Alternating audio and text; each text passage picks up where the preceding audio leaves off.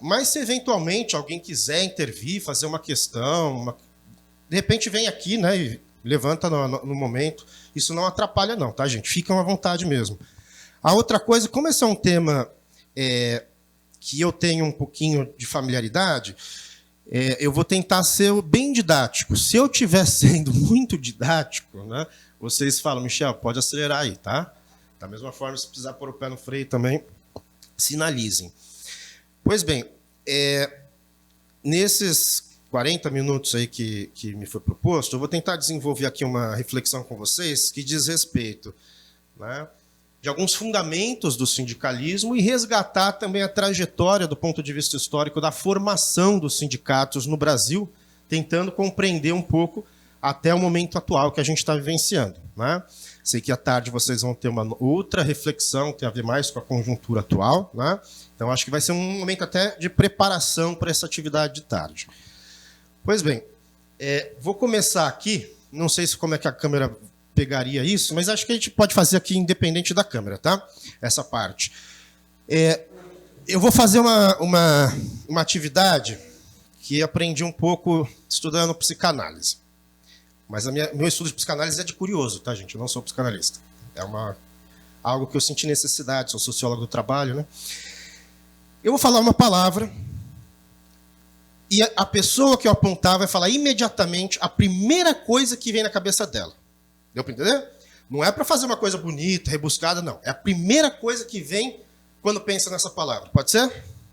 Então, vou começar. Sindicato. Cansaço. Cansaço te lembra o quê? Luta te lembra o quê? Cansaço. Cansaço. O que você lembra? Responsabilidade. Responsabilidade lembra o quê? Empenho lembra o quê? Vida. Primeira coisa. Alegria. Primeira coisa que te vem. Esperança. O que te lembra? Luta. Conquistas. Luta. Organização lembra o quê? Primeira coisa que está vindo agora na sua cabeça, quando você ouvir a palavra organização. Casa te lembra o quê? Família lembra o quê? Sindicato lembra o quê? Movimento. Então vejam só. Eu vou fazer uma inversão bem rapidinho, tá bom? Não se esqueçam das palavras que foram associadas ao sindicato. Terminamos com o movimento. Política, lembra o quê? Luta te lembra o quê? Permanência. Permanência lembra o quê? Constante te lembra o quê?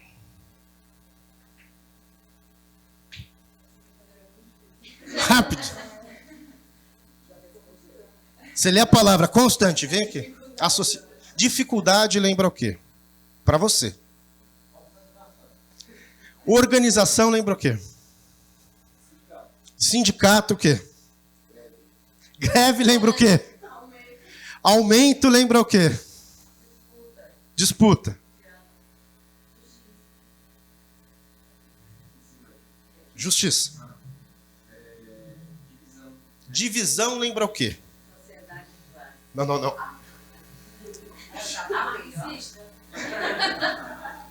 Divisão. Você lembra da palavra divisão? Primeira coisa que você...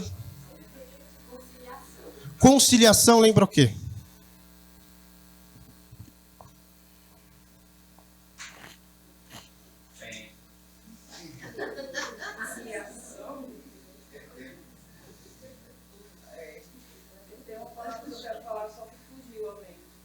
Aqui te vem na mente. Fala o que te vem na mente. Abrir mão. Vai, primeira coisa. Abrir mão te lembra o quê? Esquece tudo que eles falaram.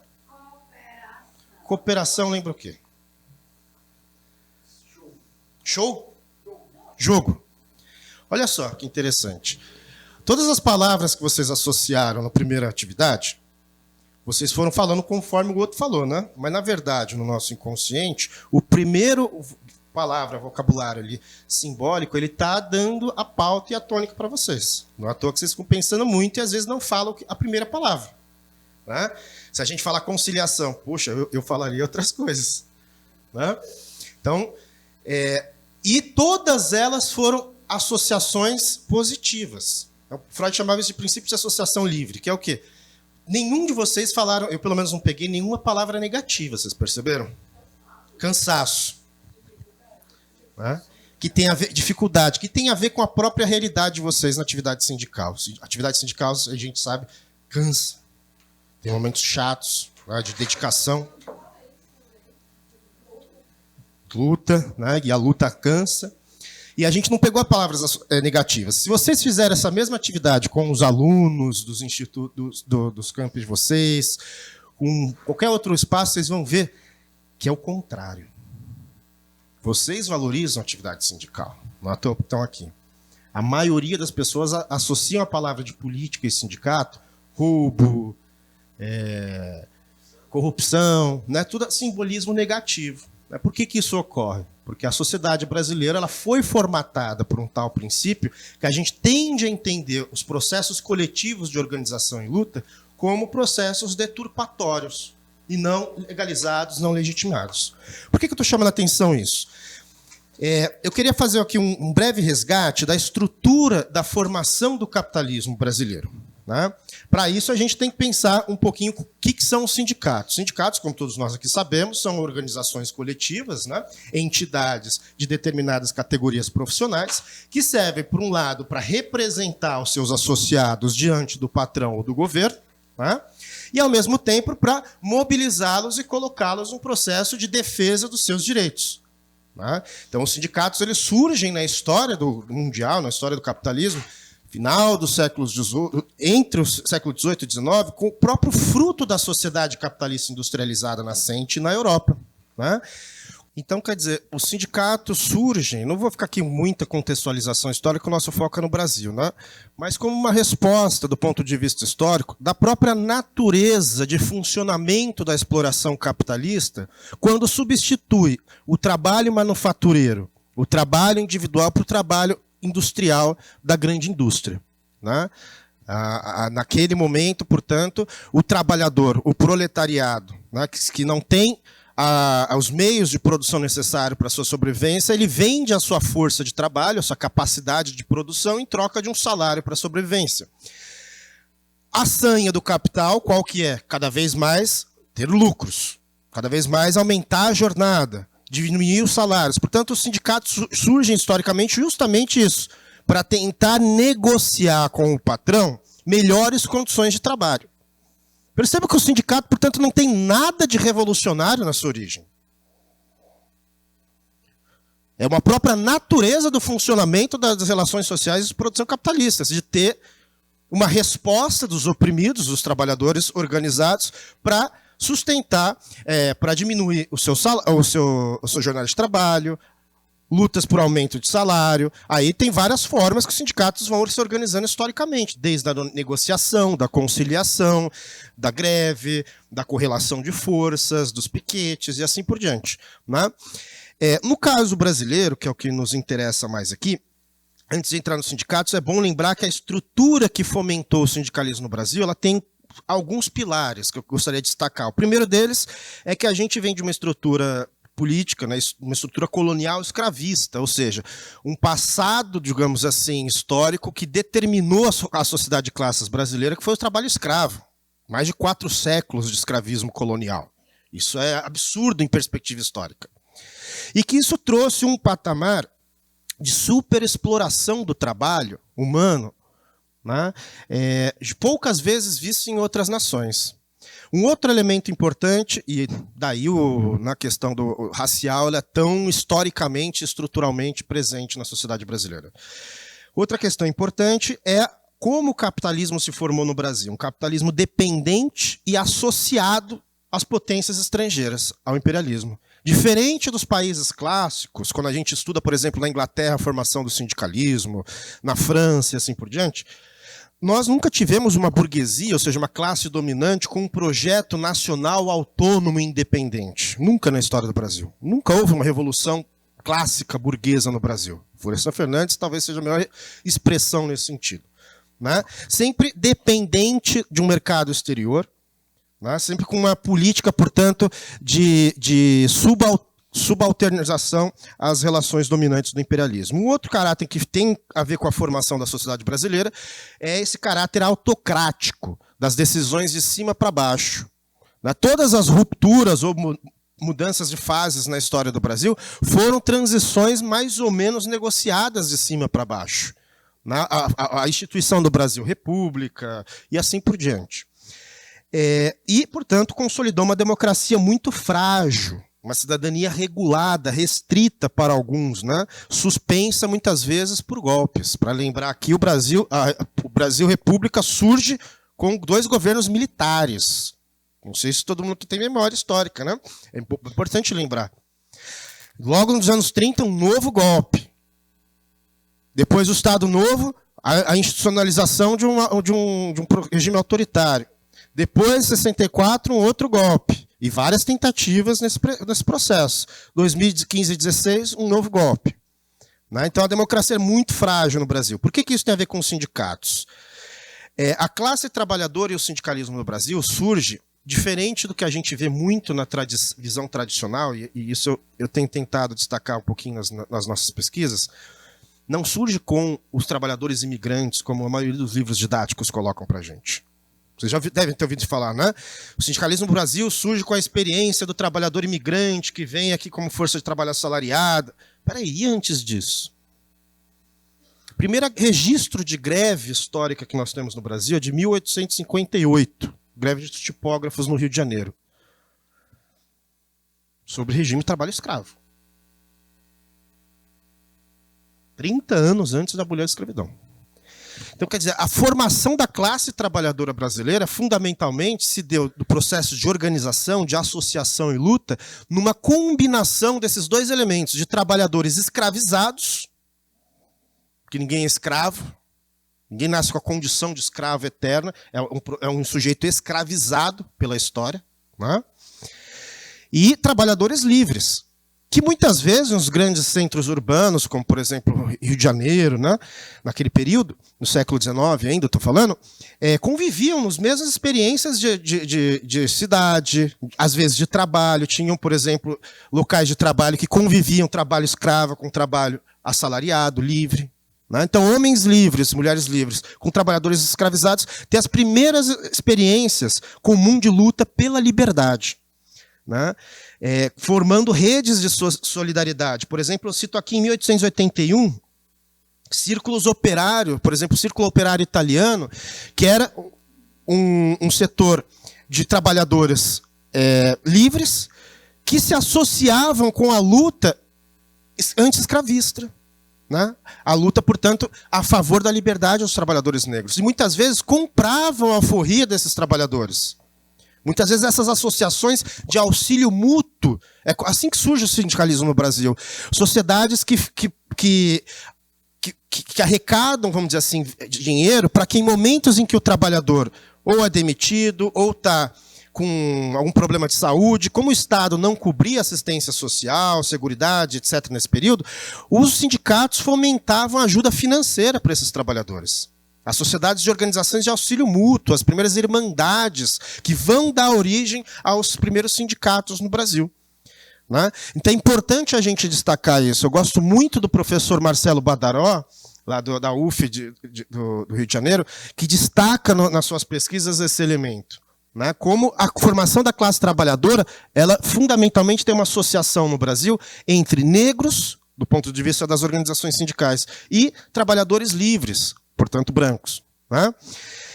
Existiram, desde que o Brasil existe processo de luta. Desde a invasão colonial no Brasil, existe processo de resistência e luta.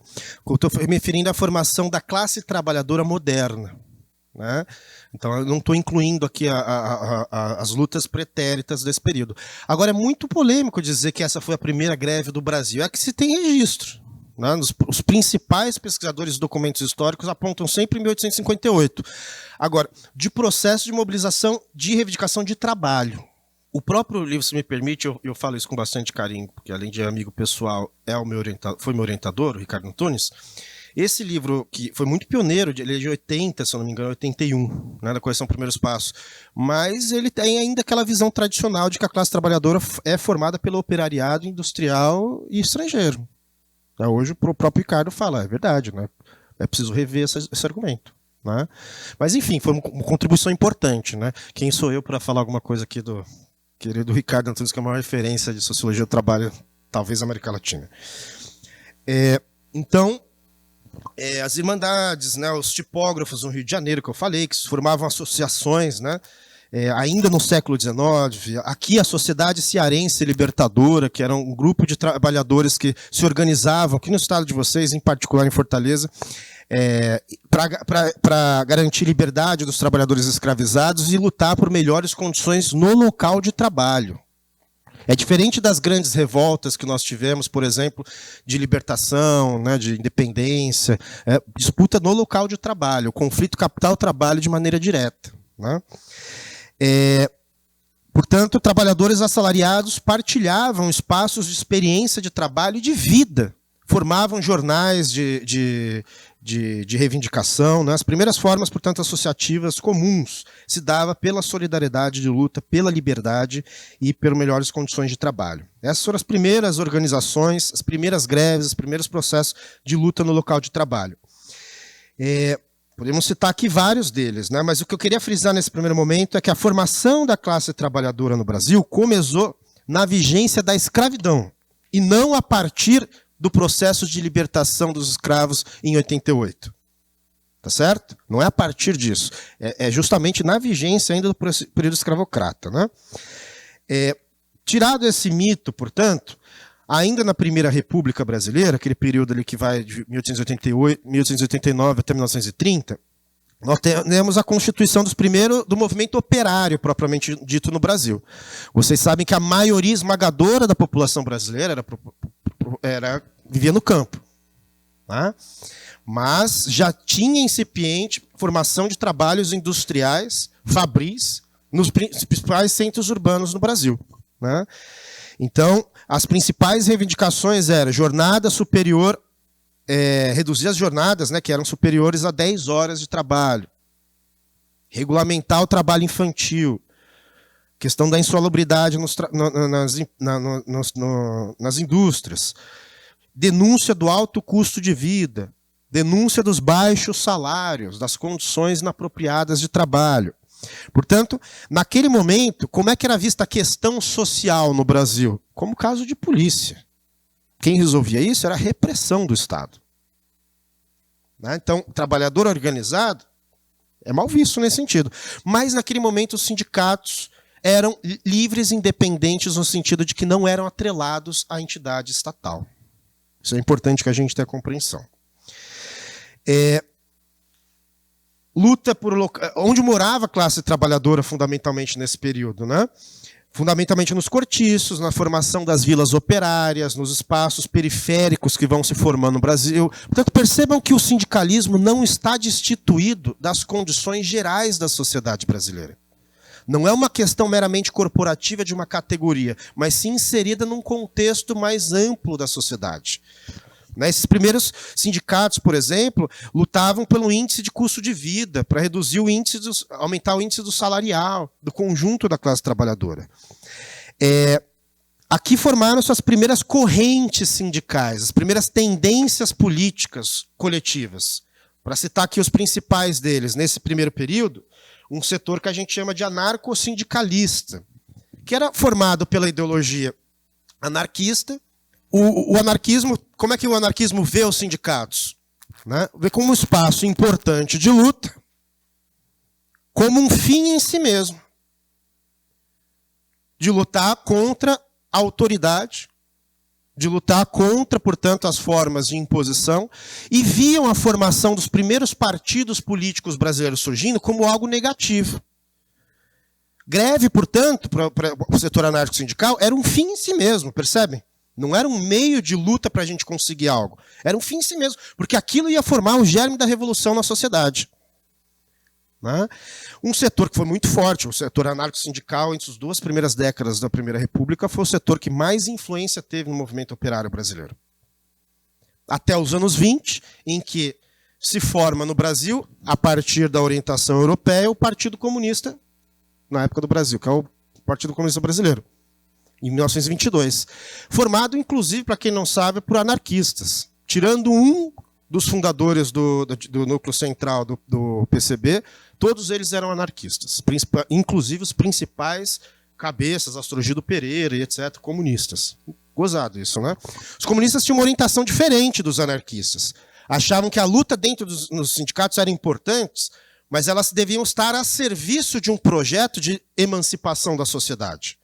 Portanto, a importância da atuação partidária, da constituição da luta pelo poder, de pressionar o Estado, né, diferente das concepções anarquistas.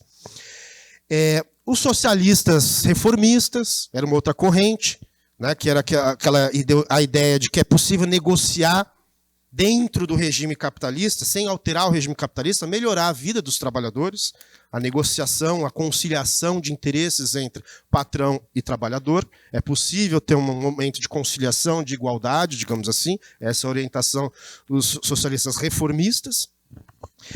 Já para os comunistas, essa conciliação ela não se dá em um plano de igualdade, ela está numa disputa, né?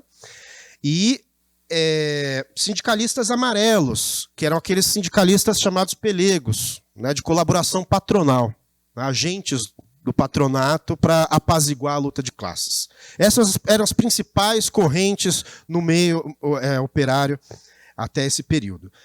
O que a gente observa aqui é a primeira constituição, né, dos congressos operários brasileiros, enfim, greves fundamentais, e lembrar que a greve geral de 1917, que foi impactada pela Revolução Russa, ainda durante a Primeira Guerra Mundial, e que o setor anarco-sindicalismo majoritariamente dirigiu, começando em São Paulo.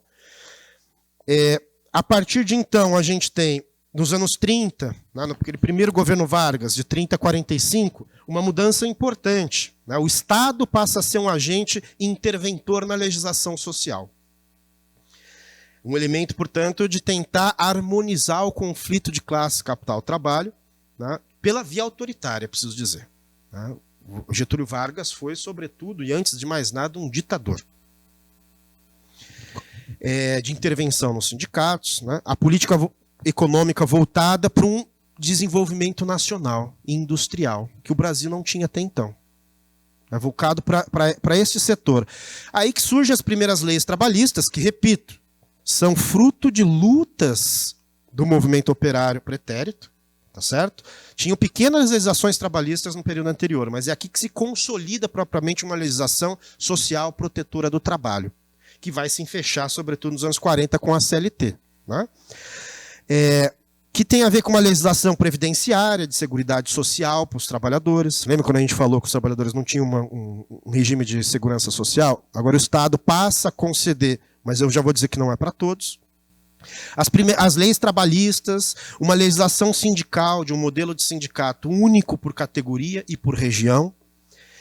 Portanto, a partir de agora, o Estado ele se atrela o sindicato se atrela ao Estado, no monopólio de representação. Ou seja, o Ministério do Trabalho reconhece quem é o sindicato que, de fato, representa os trabalhadores.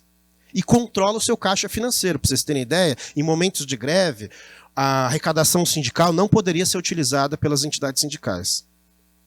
O Ministério do Trabalho não permitia que as direções, por exemplo, financiassem greves a partir de financiamento do próprio sindicato. Portanto, não dá para dizer que é algo democrático sobre Getúlio Vargas. O pai dos pobres, né? E por assim por diante. E a mãe dos ricos. Né? Sobre uma tutela, portanto, do Ministério do Trabalho. Esse modelo de sindicato oficial ele vai vigorar, grosso modo, até hoje, com pequenas alterações. Reconhecido, mas tutelado, né? Alguns setores só eram reconhecidos.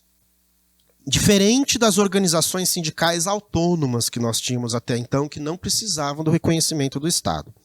Portanto, esse sindicalismo atrelado ao Estado pressupunha, né, esse controle do Ministério do Trabalho que eu falei para vocês, e também uma visão ideológica de que dentro dos sindicatos não pode ter ideologia, não pode ter partido, não pode ter luta política, mas sim apenas a luta corporativa. O sindicalismo corporativista surge, consolida-se, melhor dizendo, nesse período.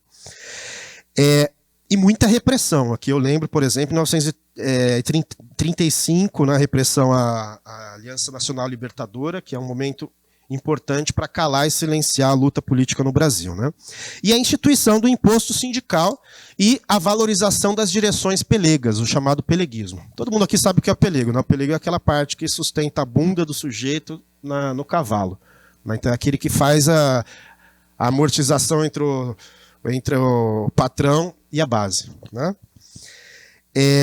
No ensaio democrático que nós temos entre 45 até as vésperas do golpe de 64, portanto é um quarto elemento da história do sindicalismo no Brasil, essa estrutura sindical varguista ela permanece inalterada. Mas é nesse momento que começa a ter maior visibilidade os sindicatos na opinião pública, o aumento das mobilizações das greves, das atividades sindicais. Nos anos 60, por exemplo, início dos anos 60, explodem. Até então, passa a ser o período de maior número de greves da história do país. Às vésperas do golpe. Não é à toa que o golpe acontece. Não é só por isso, mas é um dos elementos condicionantes. Formação, portanto, das primeiras lideranças chamadas autênticas de combater o peleguismo da era varguista, nas direções sindicais, muito delas, é preciso dizer, né, mobilizadas por setores, por exemplo, vinculados ao Partido Comunista, algumas representativas ainda muito minoritárias, né, a origem dos primeiros trotskistas no Brasil, que vão romper, né, e muitos expulsos, inclusive, do Partido Comunista, e formam as primeiras organizações trotskistas. O primeiro Congresso Sindical dos Trabalhadores no Brasil se dá em 1946, né, tentando dar uma visão geral do conjunto do sindicalismo brasileiro, não só focado na luta corporativa. O que é a luta corporativa? É a luta econômica, é a pauta exclusiva da categoria. É a nossa carreira, né, as questões específicas da rede federal. Essa é a luta corporativa. Ela não é importante? Pô, se não for importante, é muito importante. Mas o sindicalismo ele não é exclusivo para essa luta. O sindicalismo brasileiro ele se constrói em conexão com outros processos sociais. Nesse momento, o sindicalismo dos anos 60 no Brasil começa a reivindicar reformas de base. Reforma agrária, reforma educacional, mudanças de conquistas para a classe trabalhadora brasileira, aumentos salariais exponenciais, que se eu falar para vocês os índices aqui hoje, vocês vão dar risada. Quer dizer, dar risada de hoje, né? Aumentos extraordinários de reivindicação, de luta, enfim. As greves no final dos anos 50 até o início de 63, portanto, tiveram repercussões nacionais, né? E elas se organizaram paralelamente ao sindicalismo oficial atrelado ao Estado, muitas vezes, com as comissões sindicais, as intersindicais, a CGT, que começou a ter um peso naquele momento, as ligas camponesas, os trabalhadores organizados no campo, que não eram reconhecidos como sindicatos, né? Portanto, no governo João Goulart, por exemplo, que é o que vai sofrer o golpe militar, há uma vinculação de que o presidente precisa ter base social para se sustentar. Então, ele se aproxima desses setores, anunciando em 1º de maio o crescimento, o duplicado do salário mínimo. Imagina isso. Né? Então, mexendo com as coisas mais intensamente sentidas da classe trabalhadora. Dando aqui um salto, durante a ditadura, vocês sabem, 64, né? Passagem de março a abril de 64 ao golpe militar, civil-militar, financiado, né, pelo imperialismo norte-americano, justamente para apaziguar a efervescência da luta de classes e colocar o Brasil num patamar ainda maior de subordinação ao imperialismo internacional. A lei de greve de 64 passa a coibir as paralisações legais até então, né, quase que, não é bem isso, mas é quase que tornar todas as greves ilegais. Direito de greve. A lei 4.330, que proíbe o direito de greve para os servidores públicos, proibição para todo servidor público, é um setor estratégico, portanto não pode fazer greve. E, nesse momento, começa a efervescência da luta, já contestando o autoritarismo da ditadura. Registro aqui a greve de Contagem, em Minas Gerais, em Osasco, em São Paulo, que, contrário, né? A ordem foi o contrário, Osasco, depois Contagem, que foram explosivas em 68, que foram greves que não foram meramente corporativas, foram greves contra a ditadura.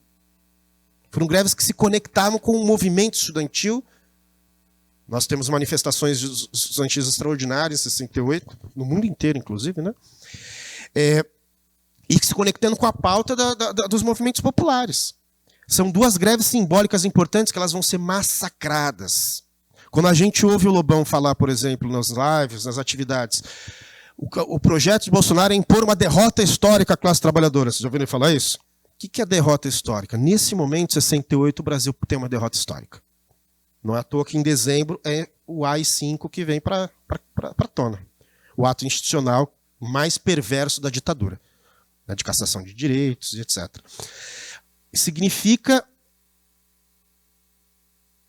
um ataque brutal aos mecanismos de organização e resistência da esquerda brasileira e silenciar uma geração de luta. E nesse momento silenciou por 10 anos. Claro que quando eu digo silenciou, sempre houve resistência, mas sem capacidade de mobilização de massas. Tá? Foram 2 greves, portanto, que foram altamente reprimidas. E naquele momento, 68, até o final dos anos 70, a gente teve um controle muito forte sobre os sindicatos. Esse novo modelo sindical nos anos 70 foi tentar formar os sindicatos como entidades meramente assistencialistas, sabe? Colônia de férias, plano de não sei o quê, né? Uma ajuda aqui, uma formação para o trabalho, e não para organizar os trabalhadores para a luta.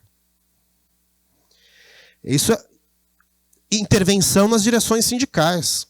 A ditadura intervia nos sindicatos, demitia os trabalhadores mais experiência política e tiravam os dirigentes combativos, colocando aqueles que tinham visão alinhada ao seu governo. Né? Então, o sindicato como auxiliar do Estado, né? Consolidando aí o peleguismo sindical. Final dos anos 70, a gente tem uma rearticulação do movimento sindical, quando novos personagens entram em cena, para lembrar aqui um texto importante brasileiro. O novo sindicalismo explode a partir das oposições sindicais.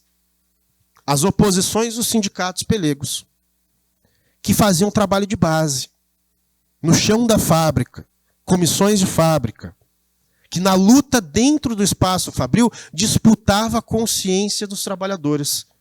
Por um lado, por melhores condições de trabalho, por um outro lado, de que era preciso romper com a ditadura. Era uma mesma luta comum, não eram lutas em separado. Né? Então aqui a gente tem, por exemplo, as greves históricas do ABC. O próprio Lula ele nasceu e surgiu e só se tornou reconhecimento nacional a partir desse processo, que foi um dos dirigentes. Ele assume a presidência dos sindicatos metalúrgicos de São Bernardo em 77. Em 78 tem uma greve explosiva sob sua direção. Né? Começou na Scania, na fábrica da Scania, com uma explosão sindical. E se a gente observar, por exemplo, em 79 tem 180 mil metalúrgicos em greve. 2 anos depois, esse número duplica, né? Para 330 mil, numa greve de 40 dias, que desafiava a legislação antigreve, lembrando que as greves eram proibidas, portanto, sob intensa repressão, e começou a romper as primeiras amarras da ditadura. A ditadura só caiu no Brasil porque houve sindicalismo e movimento popular. E essa foi a principal pressão de desconstrução da política do regime militar. Portanto, houve um aumento da luta pela redemocratização. Né? Nesse período, nos anos 80, a gente tem a fundação do Partido dos Trabalhadores, que era um projeto de tentar unificar as partes, uma parte da esquerda dispersa no país. Em 81 tem a CONCLAT, que é uma tentativa de formar um projeto nacional unitário, né, de frente para a classe trabalhadora. Em 83 tem a fundação da CUT, que passa a ser a partir... vai se tornar a maior central sindical do Brasil, a Central Única dos Trabalhadores, disputando aí com a CGT naquele período, e uma explosão de histórico de greves. De 82 a 89, nós temos o maior número de greves da história do Brasil. Eu não trouxe aqui os dados, mas essa é uma curva ascendente, né, constante. Greves gerais em 83, 86, 87, 89, greves gerais unificando categorias nacionalmente no mesmo processo de luta. Né? Isso derrubou a ditadura. Em 78, para vocês terem ideia, nós tivemos 118 greves no Brasil registradas. Era um número muito alto para um país na ditadura militar. Em 88, 10 anos depois, ainda no processo de democratização, de 118 nós saltamos para 2.188 greves. É mais de 10 vezes. Né? Então o número aumentou 70 vezes, melhor dizendo, né? Consolidando a Constituição de 88, que vai trazer para a gente a liberdade de associação sindical por parte dos sindicalizados, vocês sabem disso, né? Não há nenhuma obrigatoriedade de sindicalização, mas sem a intervenção do Estado, sem aquela autorização que o Ministério do Trabalho tinha que prorrogar como dava até então. Um sindicato por categoria e não por ramo de atividade econômica, né? O sindicato representando a categoria, manteve o imposto sindical, a Constituição de 88, né, que recentemente foi revogado. O imposto sindical, a gente sabe que muitos sindicatos de cartório explodiram justamente por causa disso, porque não precisa ter trabalho de base, não precisa ter filiação, porque vai viver do imposto sindical. Então era uma luta do movimento de esquerda brasileiro romper com o imposto sindical. O problema é que o fim do imposto sindical com a reforma trabalhista veio por um projeto da direita. E muitos sindicatos ali se viram de maneira inesperada sem vida financeira. E tiveram que sambar para sobreviver, né? O direito de sindicalização aos funcionários públicos em associações, ainda não em sindicatos.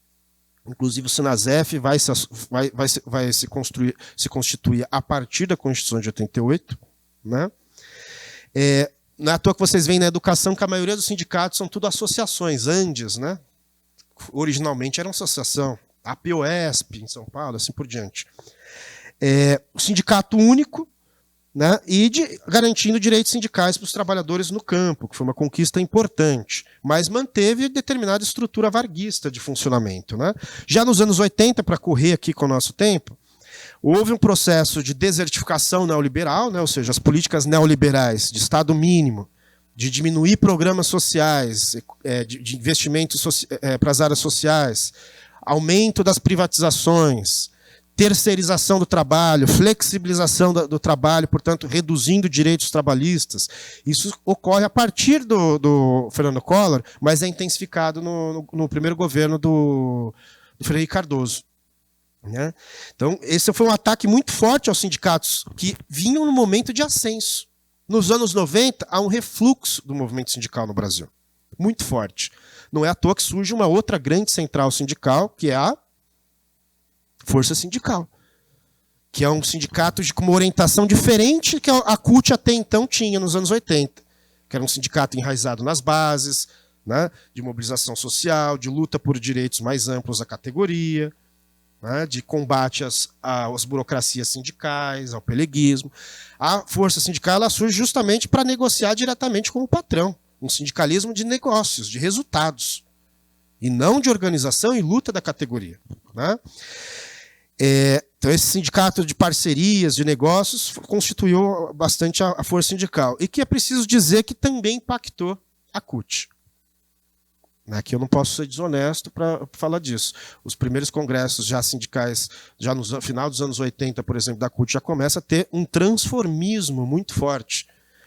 Eles passam a não ser regulares no mesmo tempo, né, mas um espaçamento maior entre um e outro. Né? Cada vez mais não é mais tese livre, ou seja, não é qualquer corrente que pode apresentar uma tese, é uma tese guia da direção e só alguns elementos que podem ser modificados. Dá para entender a diferença? Então, esse é um processo de burocratização da entidade sindical. Né?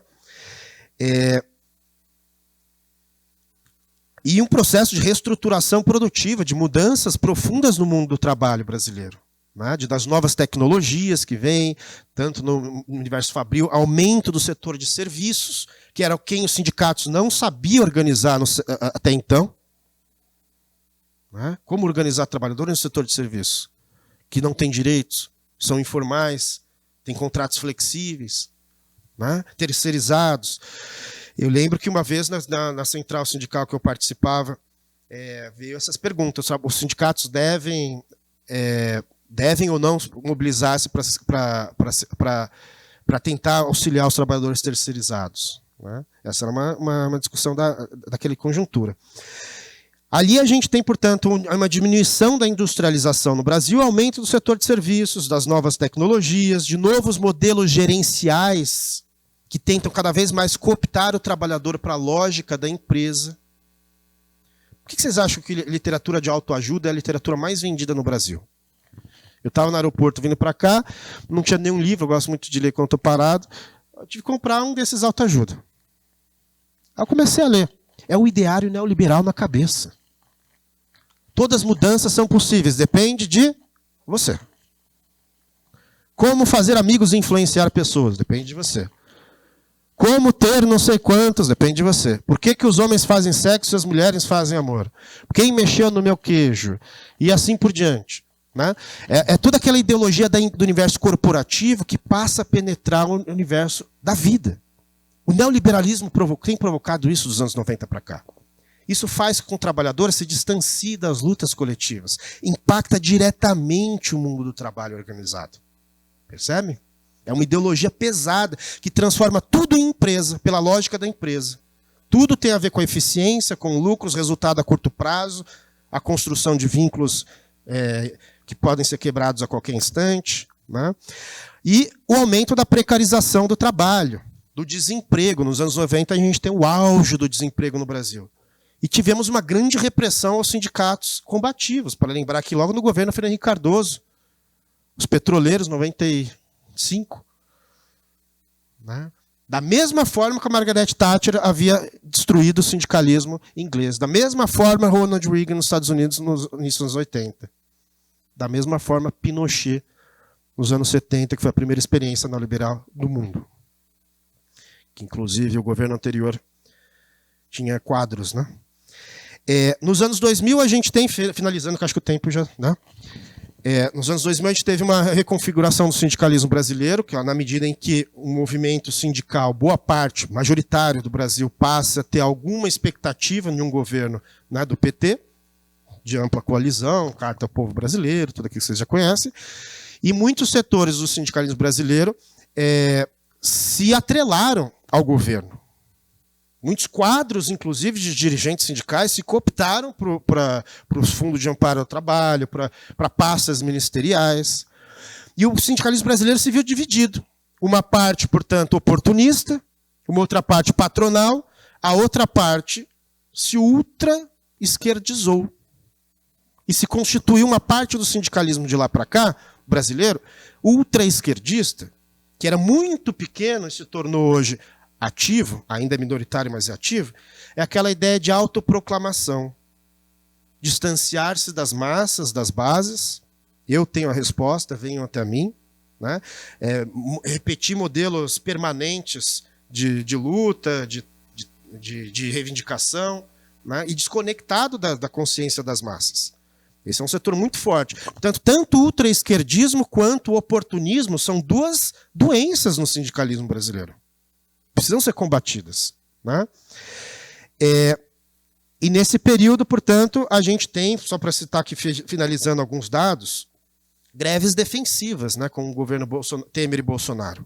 A gente tem um momento reacionário que eu vou deixar para a parte da tarde vocês discutirem. Que o sindicalismo se vê fadado a um momento único na história do país. Como organizar os trabalhadores em uma situação reacionária. O aumento da ofensiva neoliberal, um aumento da fragmentação dos trabalhadores e esse novo perfil da classe trabalhadora brasileira, uma nova morfologia dos trabalhadores, que é trabalhador a curto prazo, trabalhador temporário, uma massa significativa de juventude sem experiência sindical e sem nenhum vínculo com as lutas coletivas históricas dos trabalhadores, o aumento da força de trabalho assalariada das mulheres, que cumpre uma dupla, tripla jornada de trabalho. Eu não preciso nem dizer aqui, tem muitas mulheres aqui que sabem melhor do que a gente, as dificuldades de atuar no espaço sindical pelo fato de ser mulher. Né? A gente tem greves defensivas, só para vocês terem uma ideia desse quadro conjuntural desfavorável nas lutas defensivas. Eu peguei os últimos dados que nós temos do DIEESE, 2020. De todas as greves no Brasil, desculpem, 2020. Com a devastação da legislação social do trabalho, as reformas trabalhistas, todo esse processo da informalidade e o fim do imposto sindical, uma coisa que a gente não se atentou é o seguinte, com a reforma trabalhista, de 2017 para 2020, diminuiu 56% o número de ações trabalhistas no Brasil. Dificulta o acesso do trabalhador ao Ministério do Trabalho. Porque ele tem que pagar. Ele tem que arcar com custos. E se ele perder, ele está fudido. Corta essa parte. Está lascado. Né? Diminuiu 56% o número de ações trabalhistas. Hoje nós temos 11.500 sindicatos no Brasil, de trabalhadores, eu não estou incluindo sindicatos patronais, 10 milhões de trabalhadores filiados a esses sindicatos, 35 milhões estão no trabalho formal do setor privado, 12 milhões no serviço público, 38 milhões na informalidade. Essa é a classe trabalhadora brasileira. Heterogênea, fragmentada e bastante complexa. As centrais sindicais é quase uma anomalia que nós temos no Brasil. Nós temos 12, 13, 14, né, Lobão? 14, 15 centrais? 11. É isso. Né?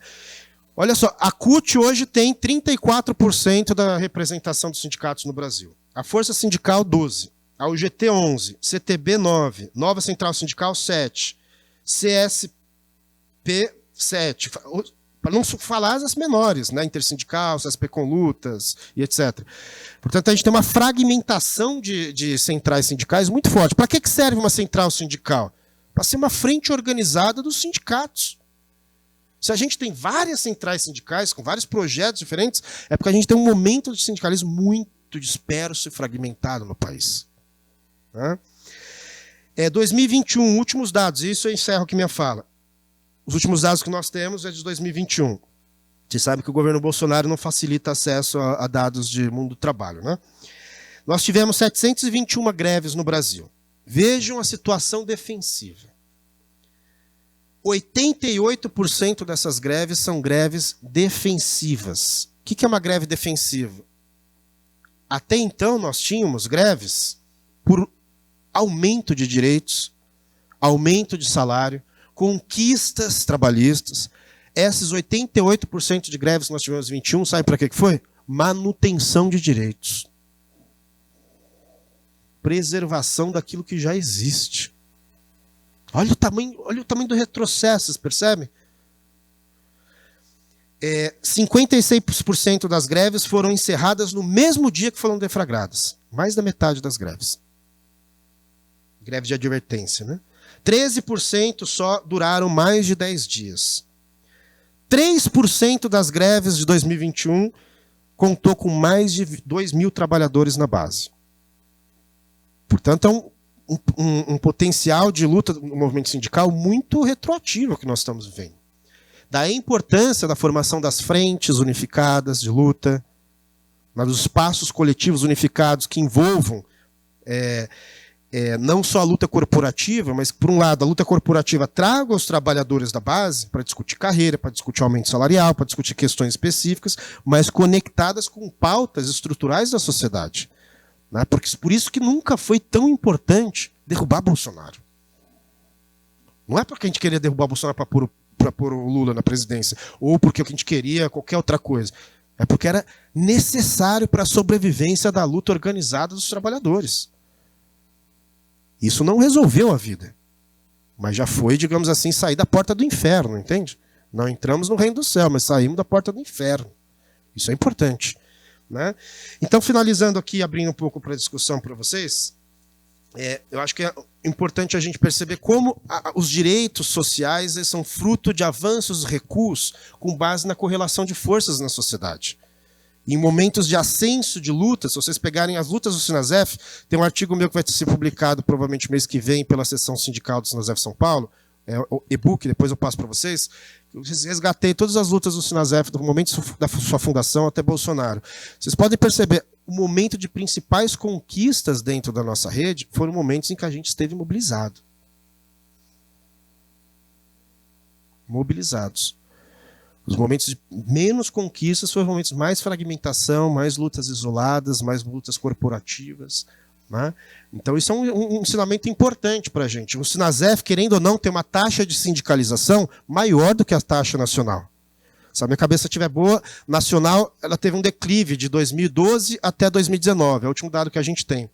Foi para 12, alguma coisa por cento. O Sinasef é um pouquinho a mais que isso, é 20%, 30% da sua base é sindicalizada. Eu não lembro que é de cabeça, gente. Ainda nós temos um movimento, vamos dizer assim, que dialoga minimamente com a nossa base. Por mais que vocês possam se assustar de não ter assembleia cheia, né?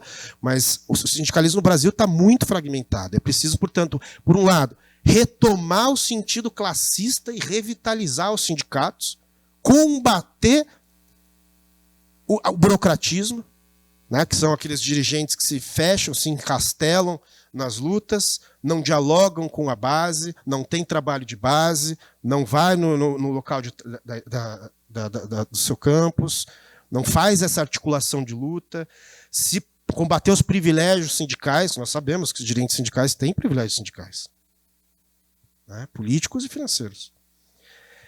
É importante se conectar com as lutas mais intensas da classe trabalhadora. Hoje a questão de opressão...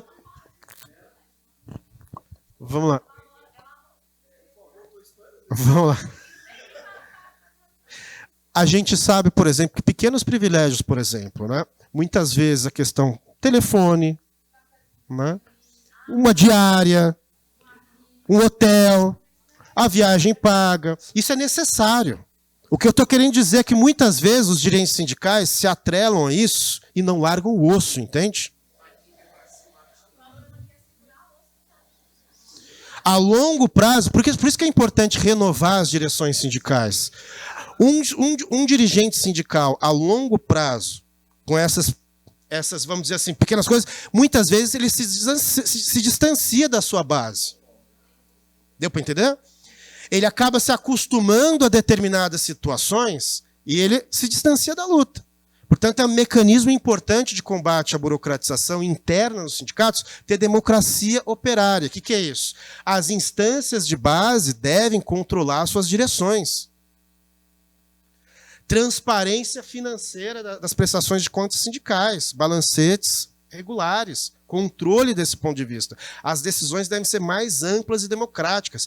Lamento se a decisão não é do meu coletivo, a decisão é da categoria. Lamento se não é decisão da direção, ela é da categoria. E se eu acho que ela está errada, eu vou disputar para a quarta categoria para modificar essa posição. Né? Se conectar com a pauta das opressões. Hoje a questão não é porque é moda pós-moderna, identitária, não, é porque a maioria da classe trabalhadora brasileira é mulher e negra, ponto. Para não entrar na questão na LGBT.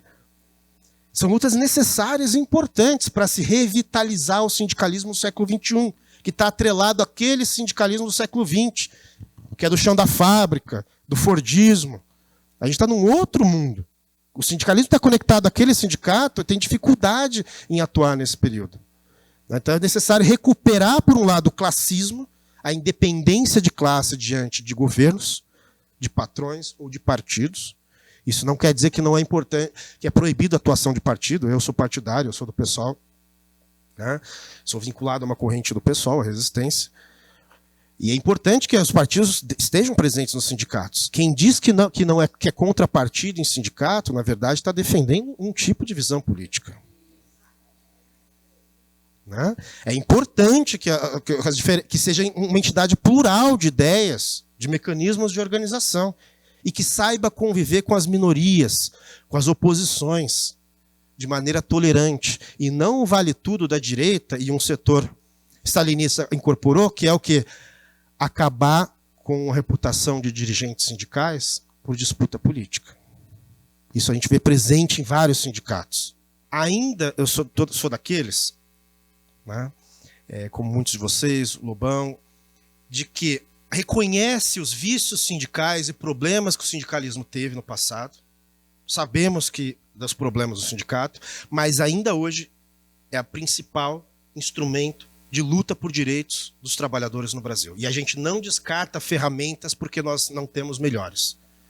Essa é a luta que nós temos que fazer, nos organizarmos nesse sentido e construir um espaço sindical, né, que, por um lado, recupere o sentido classista e independente, mas se revitalize diante das novas questões. Né? Acho que esse é o grande desafio. Para finalizar, aprendi muito com Marx e Engels quando pensaram a organização sindical. Os sindicatos têm limites, entrando um pouco nisso, e nas potencialidades. Quais são os limites?